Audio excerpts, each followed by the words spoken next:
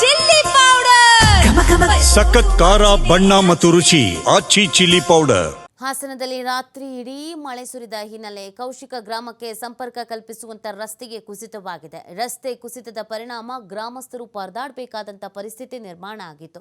ಕೌಶಿಕ ಗ್ರಾಮದ ಕೆರೆಗೆ ಹರಿದು ಬರ್ತಾ ಇರುವ ನೀರು, ಕಟಾವಿಗೆ ಬಂದಿರುವ ಬೆಳೆ ಕಳೆದುಕೊಳ್ಳುವಂತ ಭೀತಿಯಲ್ಲಿ ಇದೀಗ ರೈತರು ಇದ್ದಾರೆ. ವಿಪರೀತವಾಗಿ ಮಳೆಯಾದಂತ ಹಿನ್ನೆಲೆಯಲ್ಲಿ ಸಾಕಷ್ಟು ರೀತಿಯಾದಂಥ ಸಮಸ್ಯೆಯನ್ನ ಎದುರಿಸ್ತಾ ಇದ್ದಾರೆ ಹಾಸನ ಸುತ್ತಮುತ್ತಲ ಭಾಗದಲ್ಲಿರುವಂತಹ ಜನರು.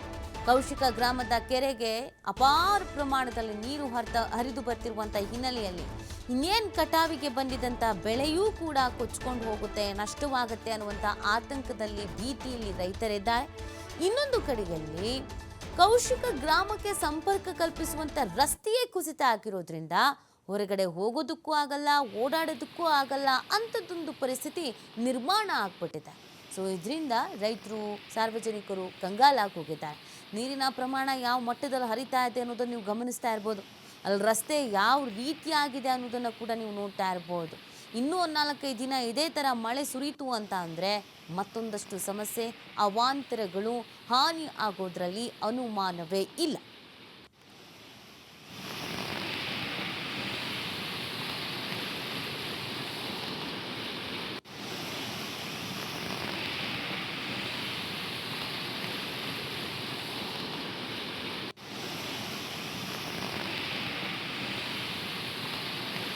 ನೋಡಿ, ಹಾಸನ ಮತ್ತು ಚಿಕ್ಕಮಗಳೂರು ಈ ಭಾಗದ ಸುತ್ತಮುತ್ತ ವಿಪರೀತವಾಗಿ ಮಳೆ ಆಗ್ತಾ ಇದೆ. ಹವಾಮಾನ ಇಲಾಖೆ ಇನ್ನು 6 ದಿನ ಭಾರಿ ಮಳೆ ಆಗುತ್ತೆ ಅಂತ ತಿಳಿಸಿತ್ತು.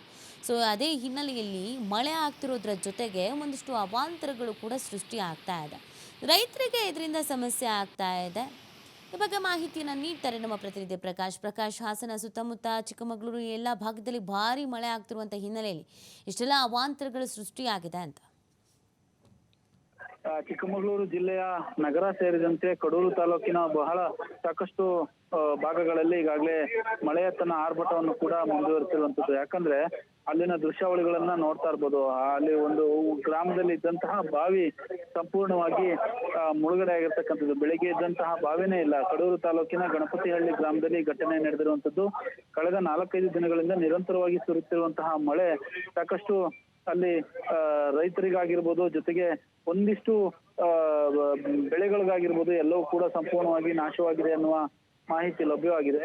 ಯಾಕಂದ್ರೆ ಬಯಲುಸೀಮೆ ಭಾಗದಲ್ಲಿ ಹಿಂಗಾರು ಮಳೆಯ ಆರ್ಭಟ ತನ್ನ ಮುಂದುವರೆಸಿದೆ. ಚಿಕ್ಕಮಗಳೂರು ನಗರ ಸೇರಿದಂತೆ ಹಲವೆಡೆ ಧಾರಾಕಾರವಾಗಿ ಮಳೆ ಸುರಿತಾ ಇರುವಂತದ್ದು.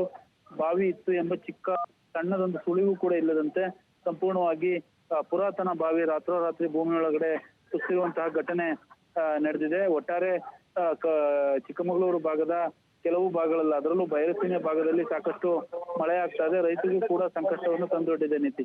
ಓಕೆ, ಥ್ಯಾಂಕ್ ಯು ಪ್ರಕಾಶ್, ತಮ್ಮ ಡೀಟೇಲ್ಸ್ಗಾಗಿ.